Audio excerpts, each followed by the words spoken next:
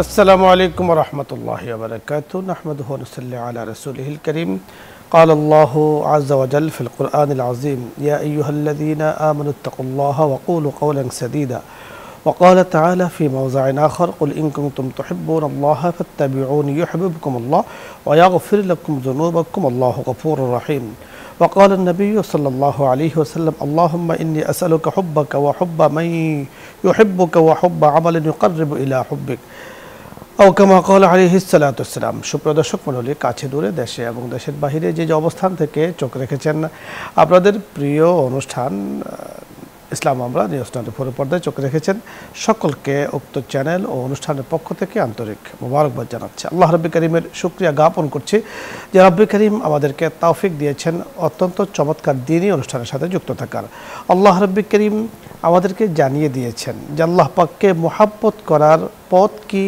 পদ্ধতি কি পথ ও পাথেয় কি এটা একজন মুমিন হিসাবে একজন মুসলমানের জানার প্রয়োজন তাই তো রাসূল আকরাম সাল্লাল্লাহু আলাইহি ওয়াসাল্লাম আমাদেরকে বলে দিয়েছেন যে আমরা যেন দোয়া করি আল্লাহুম্মা ইন্নী উহিব্বুকা হে আল্লাহ আপনাকে আমরা মহব্বত করি এবং ওই ব্যক্তির সাথে আমাদের মহব্বত সৃষ্টি করে দেন যিনি আপনাকে মহব্বত করেন এবং এমন মহব্বত এ আল্লাহ আপনি আমাকে দান করুন যে মহব্বতের মাধ্যমে আমি আপনার নৈকট্যতা হাসিল করতে পারবো সুবহানাল্লাহ এবং আল্লাহ তাআলা পবিত্র কোরআন হাকিমে সূরা আলে ইমরানে আয়াত নাযিল করে আমাদেরকে জানিয়ে দিয়েছেন যে তোমরা বলো আল্লাহ তাআলা বলে দিয়েছেন হে রাসূল আপনি বলেন ইন কুনতুম তুহিব্বুনাল্লাহ তোমরা যদি আল্লাহ পাকের মহব্বত পেতে চাও আল্লাহ পাকের মহব্বতের বান্দা হতে চাও তাহলে তরিকা কি পদ্ধতি কি পথ হলো আতিউর রাসূল রাসূল আকরাম সাল্লাল্লাহু আলাইহি ওয়াসাল্লামের অনুসরণ অনুকরণ আল্লাহ তাআলা কোরআনে কারীমের অনেক আয়াতে বলে দিয়েছেন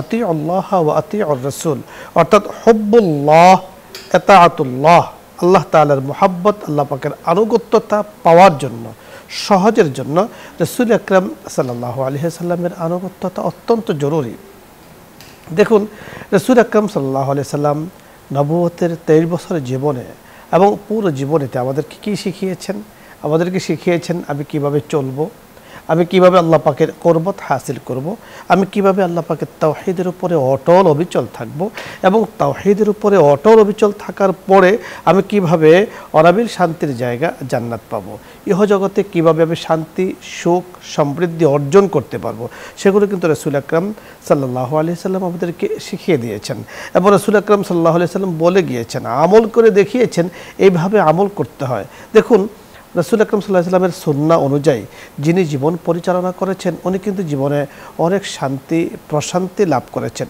সফলতা লাভ করেছেন তাই তো আল্লাহ তাআলা সূরাতুল বাকারার একেবারে শুরুতে যে আয়াতগুলো নাজিল করেছেন আমরা যদি একটু গভীরভাবে সেই আয়াতগুলো দেখি চিন্তা করি ফিকির করি অনেক কিছু আমাদের কাছে সহজ হয়ে যাবে আল্লাহ তাআলা বলেছেন আলিফ লাম মিম যালিকাল কিতাবু লা রাইবা ফি হুদাল লিল মুত্তাকিন যে এই কোরআনকে আল্লাহ তাআলা নাজিল করেছেন মুত্তাকিনদের জন্য হেদায়েত স্বরূপ মুত্তাকিন কারা যাদের ভিতরে হুব্বুল্লাহ আল্লাহ পাকের মহব্বত আছে অর্থাৎ ইতাআতে রাসূল আছে যাদের ভেতরে আল্লাহ পাকের দ্বীনের উপরে চলার 100% প্ল্যান প্রোগ্রাম ইচ্ছা আছে এবং তাফসীরে জালালের মধ্যে আল্লামা জালালউদ্দিন সুয়ুতী রাহমাতুল্লাহি আলাইহি তিনি বড় চমৎকারভাবে মুত্তাকিনদের তারিফ বা সংজ্ঞা বয়ান করেছেন তিনি বলেছেন ইজতিনাবুল ইমতিসালুল আওয়ামির ওয়া ইজতিনাবুন নওয়াহি অর্থাৎ আল্লাহ পাক যা হুকুম করেছেন সেগুলোকে পালন করা যার থেকে নিষেধ করেছেন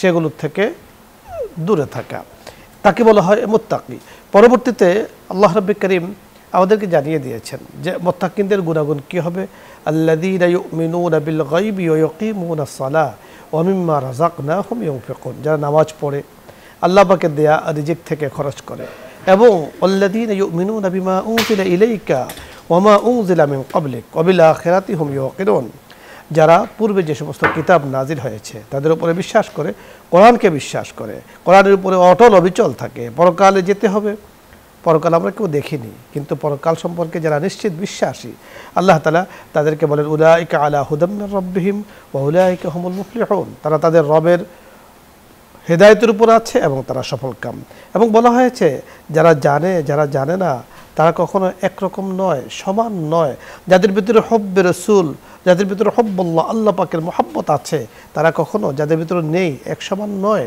তাই আল্লাহ তাআলা বলে দিয়েছেন যে মহব্বত প্রাপ্তির, আল্লাহর মহব্বত প্রাপ্তির যে পদ্ধতি, সে পদ্ধতি হলো তরিকায়ে সুন্নাহ, তরিকায়ে নববী, নবীর উপরে চলা। আজকে এই বিষয় নিয়ে আরও বিস্তারিত কথা বলবেন বিশিষ্ট ইসলামী চিন্তাবিদ, মিডিয়া আলোচক মুফতি রকিবুল হাসান, খতিব বনশ্রী কেন্দ্রীয় জামে মসজিদ। মহতারাম কেমন আছেন? আলহামদুলিল্লাহ, আপনি কেমন আছেন? আলহামদুলিল্লাহ, আল্লাহ তাআলা খুব ভালো রেখেছেন। যে আমি পড়ে গিয়েছিলেন, সম্ভবত একটু দেরি হয়েছে, আপনাকে শুকরিয়া, ধন্যবাদ। আজকে আমরা যে বিষয় নিয়ে কথা শুরু করেছি আপনি তো শুনতে পেয়েছেন যে আমরা চাই যে আল্লাহ তাআলার মহব্বত প্রাপ্ত হওয়ার।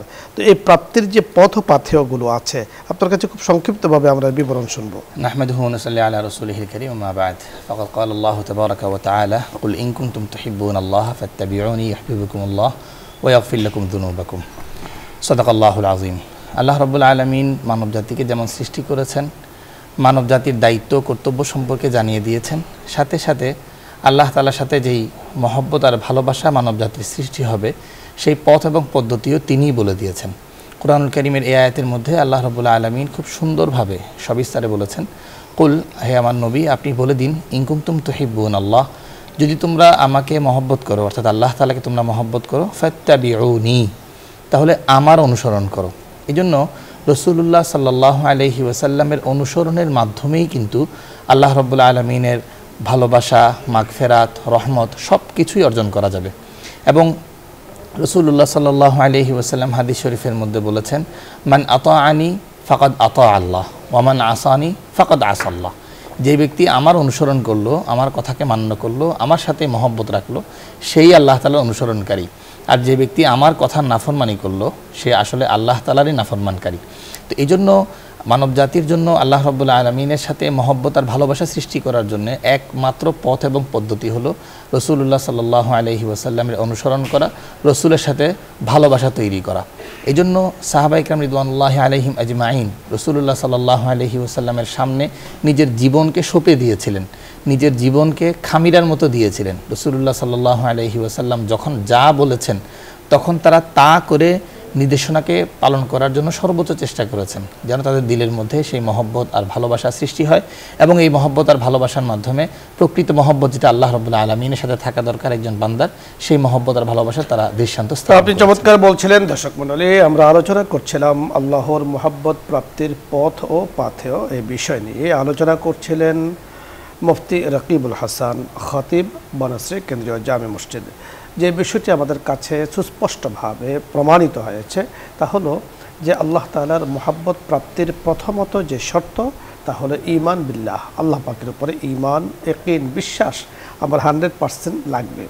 আমি যখন তাওহীদের উপরে অটল অবিচল থাকবো, এটাও কিন্তু মহব্বতের রাসূলের বহিঃপ্রকাশ। যে আমার রাসূল বলেছেন, আমার বুঝে আসুক আর না আসুক, আমার রাসূল বলেছেন, সাইয়্যিদুল মুরসালিন বলেছেন, সাইয়্যিদুল মুরসালিন তাজদারে মদিনা মুহাম্মদ মুস্তাফা সাল্লাল্লাহু আলাইহি সাল্লাম বলেছেন যে কুলু লা ইলাহা ইল্লাল্লাহ তুফলিহুন, তোমরা বিশ্বাস করো আল্লাহ ছাড়া কোনো মাবুদ নেই, তার উপর আমি বিশ্বাস করেছি, তার উপর আমি ইয়াকিন এনেছি।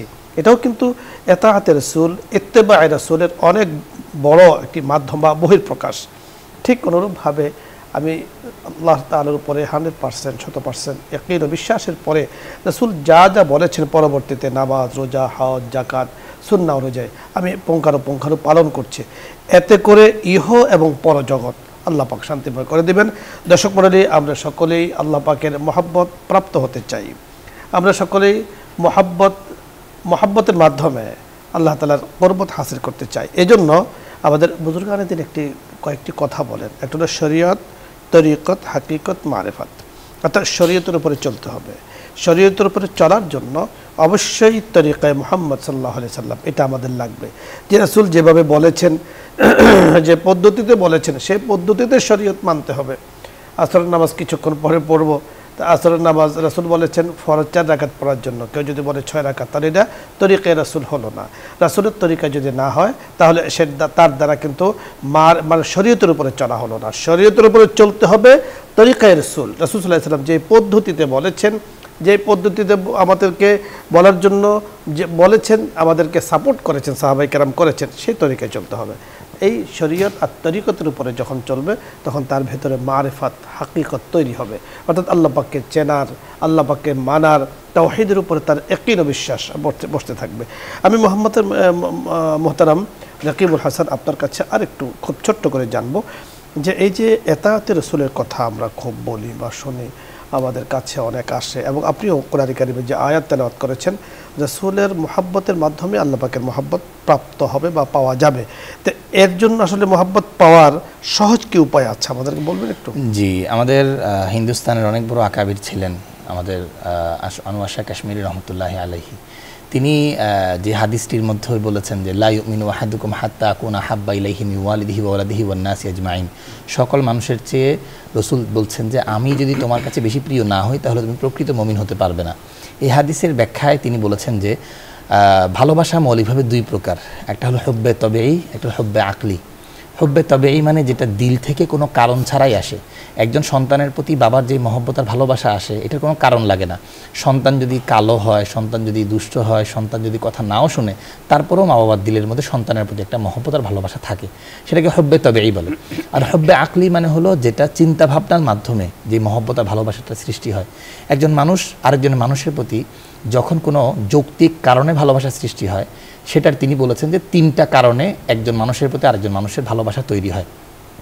একটি হলো জামাল, একটি হলো কামাল, আর একটি হলো নাওয়াল। জামাল মানে হলো একজন মানুষের সৌন্দর্য আরেকজন মানুষকে আকর্ষণ করে, সুন্দর হলেই একজন মানুষ তার প্রতি ভালোবাসা তৈরি করে।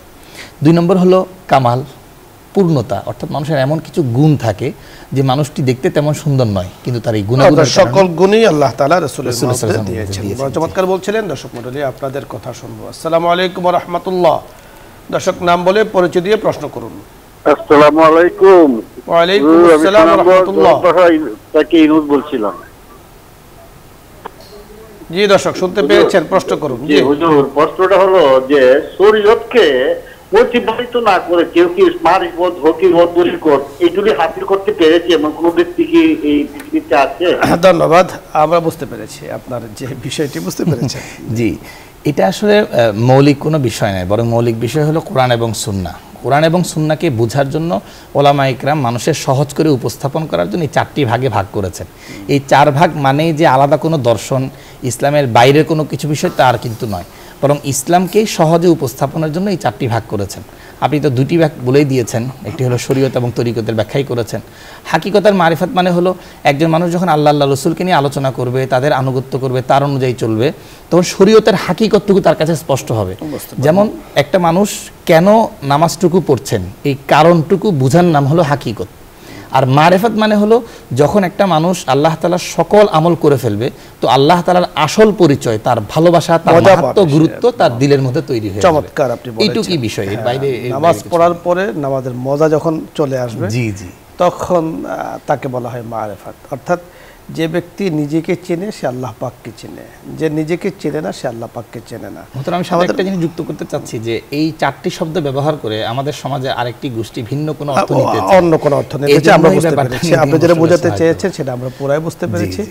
বিষয়টি হলো মোহতারাম যে প্রশ্নটি করেছেন আমাদের দর্শক, তা হলো যে শরীয়তকে বাদ দিয়ে অন্যগুলো পাওয়া যাবে কিনা। খুব খেয়াল করে আপনি শুনবেন, অন্য কে কি বলো সেটা বিষয় না। বিষয়টা হলো যে অজু ছাড়া নামাজ হবে না, অজু হলো শরীয়ত। এখন কোনো ব্যক্তি যদি মনে করে যে আমি অজু ছাড়া তো নামাজ পড়েছি, হয়ে গিয়েছে, কেউ তো আমাকে বাধা করে নাই বা বাধা দেয় নাই, তো এটা হলো বোকা। আসলে এই অজু করেই নামাজ পড়তে হবে, নাপাক অবস্থায় নামাজ হবে না। নামাজের জন্য যে নিয়মগুলো আছে এই নিয়মগুলো অবলম্বন করেই তাকে নামাজ পড়তে হবে, এইগুলো মানাই হলো শরীয়ত। আর শরীয়ত ছাড়া কখনো বাকিগুলো পাওয়া যায় না। আপনি যদি নামাজ না পড়েন তো নামাজের মজা কিভাবে পাবেন? আপনি যদি নামাজ না পড়েন তো আপনি রাসূলের সুন্নাহ কিভাবে আপনি অনুসরণ করবেন? আপনি যদি নামাজ না পড়েন তো নামাজের হাকিকত আপনি কিভাবে বুঝবেন? তাহলে সকল কিছুর ভিত্তি কিন্তু শরীয়তের উপরে। এজন্য তো কবি বড় চমৎকার বলেছেন, শরীয়ত হো তরিকত হো তামামি, হাকিকত মে মুহাম্মদ কে গোলামি। মুহাম্মদ সাল্লাল্লাহু আলাইহি ওয়াসাল্লাম যা বলেছেন সেটা বোঝা, সে অনুযায়ী চলা, তাহলে শরীয়ত যখন পাবো, তরিকত পাবো, হাকিকত আসবে, আমাদের মজাও আসবে। আল্লাহ রাব্বুল কারীম আমাদেরকে তৌফিক দান করুন। এখানেই অনেকের উত্তর হয়ে গিয়েছে। পরের দর্শক জি, আসসালামু আলাইকুম ওয়া রাহমাতুল্লাহ। আসসালামু আলাইকুম। ওয়া আলাইকুম আসসালাম ওয়া রাহমাতুল্লাহ। হুজুর, আমার কয়েকটা প্রশ্ন আছে। বলুন। প্রশ্ন হলো, আমি তো সাধারণ মানুষ, সবচেয়ে পুরান কালিমার অর্থ বুঝি না, অর্থ জানি না। এক যে হইলো আমি শারীরিক অসুস্থ, 19,000 রোজাটা এই প্রত্যেক সপ্তাহে একটা, এটা কি সঠিক আছে কিনা? আর সেহেরি না খেলে কি রোজাটা হবে কিনা, এই প্রশ্নটি। মানে সেহেরি না খেলে সন্তানাতে নিয়ত করে খাইলাম, সেহেরি নাতে তখন কি রোজাটা হবে কিনা? জি ধন্যবাদ, আমরা বুঝতে পেরেছি, বুঝতে পেরেছেন। কোরআনকে অর্থ উনি বুঝে পড়েন না, এতে তো কোনো সমস্যা নেই। কোরআন তিলাওয়াতের আলাদা নেকি, অর্থ বুঝে বললে অতিরিক্ত নেকি হবে। আর উমরি রোজা, জীবনের কাজা রোজা সপ্তাহে একটি করে রাখেন, ঠিক আছে। উমরি রোজা যদি এমন হয় যে তার ইচ্ছাকৃতভাবে ভেঙে থাকে, তাহলে তো কাজা দিতে হবে এমন ভাবে যে 7টি করে রোজা রাখতে হবে, একটার জন্য 7টি করে 60টি রোজা রাখতে হবে, এবং মানে ক্রমাগত ধারাবাহিক ভাবে, মাঝখানে ভাঙা যাবে না। যদি আপনি 30টা রেখে ভাঙেন তো আবার শুরু করতে হবে, এভাবে যে আপনাকে পুরা জীবনে রোজা রাখতে হবে। তা আমরা আসলে বিশ্বাস করবো যে এটাই, যে আসলে আমাদের মা বোনদের অনেকের ভাঙতি রোজা থাকে, তো ভাঙতি রোজাগুলো দেখা যায় অনেকে একটির জন্য একটি রোজা আপনাকে রাখতে হবে, আর সেটা আপনি সপ্তাহে একটা করে রাখছেন, কোনো সমস্যা নেই। সন্ধ্যা রাত্রে উনি খানা খেয়ে সেহরের নিয়ত করেন, সাহরের সময় উঠেন না, ফজর পড়েন, কোনো সমস্যা তো নেই। শেষ দিকে গিয়ে তিনি খাবেন আর কি, যখন, কারণ এতে সেহরির যে সুন্নাত আপনি পাচ্ছেন না, এজন্য শেষ দিকেই অর্থাৎ আমরা আপনি যেটা বোঝাতে চেয়েছেন বড় চমৎকার, যে মিনাল লাইলি ফাতাহাজ্জাত বিহি নাফিলাতান লাক, যে রাত্রির একাংশে উঠুন, নামাজ পড়ুন, ওই সময় বারাকা পাওয়া যায়। তো ওই সময় আপনি উঠলে তাহাজ্জুদের নামাজ আদায় হলো, কোরআনে কারিমের আয়াতের উপর আমল করা হলো, সাহারির বরাকা আপনি পেয়ে গেলেন। বাট আপনি যদি এশার পরে খানা খেয়ে কোনো কারণে সাহারির সময় ওঠার ইচ্ছা ছিল, উঠতে পারেননি, তারপরও নিয়ত করলে আপনার কোনো সমস্যা নেই, রোজা হয়ে যাবে। পরের দর্শক, আসসালামু আলাইকুম।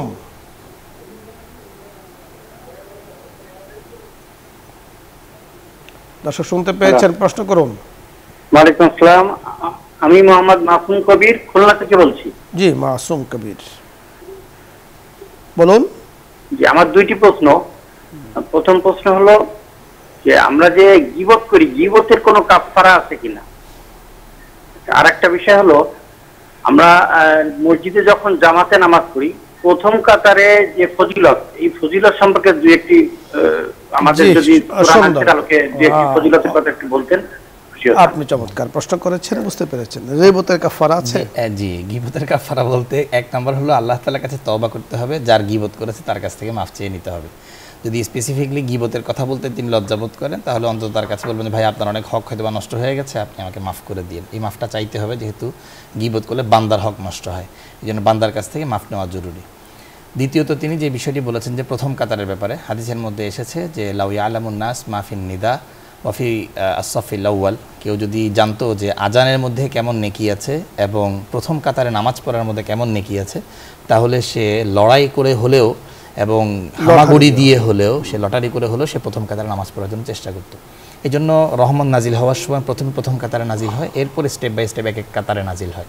এই জন্য সর্বপ্রথম কাতারে নামাজ পড়ার মধ্যে রহমতও বেশি, নেকিও বেশি। এখানে আপনার সাথে আমি একটু অ্যাড করতে চাই যে সামনের কাতারে অনেক ফজিলত নামাজ পড়া, যার কারণে এই ফজিলত পাওয়ার জন্য আপনাকে প্রথমে আসতে হবে। এখন আমরা যেটা করে থাকি, যে সমাজের একটু পাওয়ারফুল অথবা একটু যদি সম্মানিত বা একটু গণ্যমান্য হয়, উনি আসে সবার পরে, কিন্তু মানুষকে ডিঙ্গিয়ে সরিয়ে উনি সামনে চলে যান। হাদিসে মধ্যে নিষেধ করেছেন, সরাসরি নিষেধ। আরেকটি বিষয় যেটা আমাদের চোখের সামনে পড়ে, উনি জুতো নিয়ে আসছেন, তো জুতাকে ধরেছেন এমনভাবে যে জুতার পানি টপ টপ করে মানুষের গায়ে বা মসজিদে পড়ছে।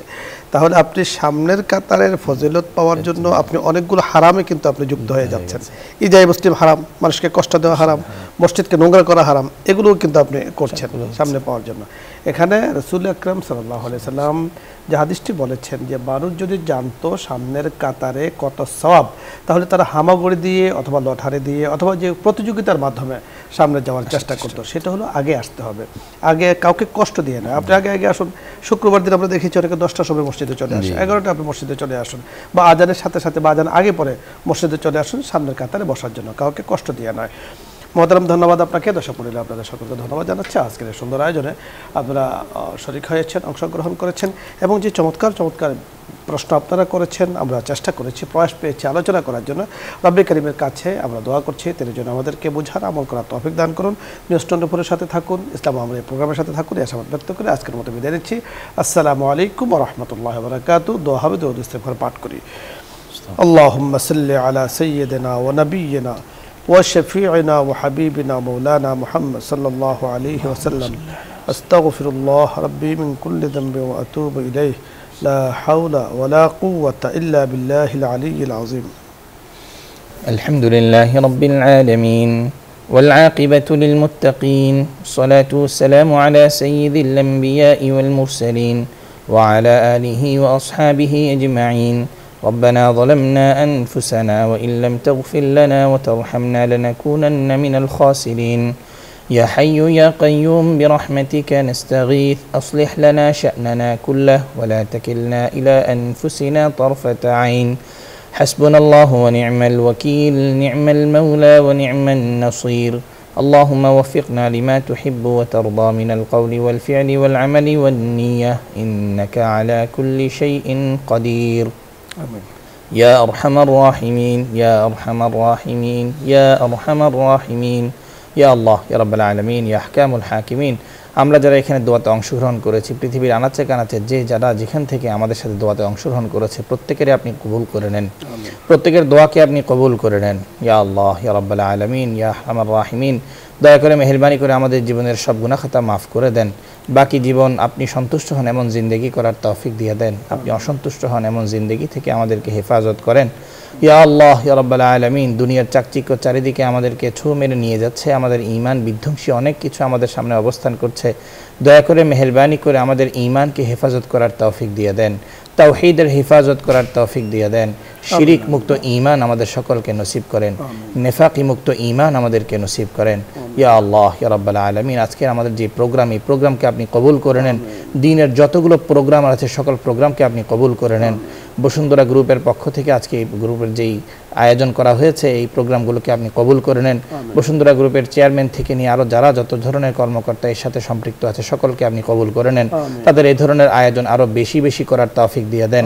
অনেক ভাইয়েরা প্রশ্ন করেছেন, আজকে যে বিষয় নিয়ে আমরা আলোচনা করেছি, রাসূলুল্লাহ সাল্লাল্লাহু আলাইহি সাল্লামের মহব্বত, আপনার মহব্বত, এই মহব্বতকে আমাদের সকলের দিলের মধ্যে বসায়া দেন। রব্বিরহামহুমা কামা রব্বায়ানি সগীরা। রব্বানা তাকাব্বাল মিন্না ইন্নাকা আনতাস সামিউল আলিম ওয়া তুব আলাইনা ইয়া মাওলানা ইন্নাকা আনতাত তাওয়াবুর রহিম। সুবহান রাব্বিকা রাব্বিল ইজ্জাতি আম্মা ইয়াসিফুন ওয়া সালামুন আলাল মুরসালিন ওয়ালহামদুলিল্লাহি রাব্বিল আলামিন। বিরহমাতিকা ইয়া আরহামার রাহিমিন।